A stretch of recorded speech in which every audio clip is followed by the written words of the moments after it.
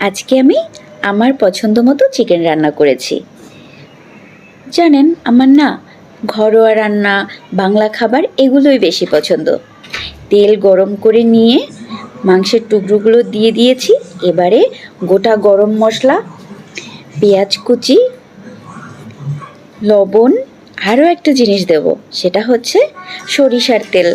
এই সরিষার তেলটাই মাংসের মধ্যে ঢুকে যাবে। তারপরে যখন আপনি খাবেন আলাদা একটা ফ্লেভার পাবেন।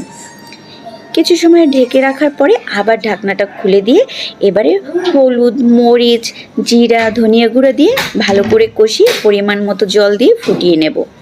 যেহেতু আমি বেশি গ্রেভি রাখবো না, তাই যখন জলটা টেনে আসবে তখন সামান্য গরম মশলা দিয়ে তুলে নেব।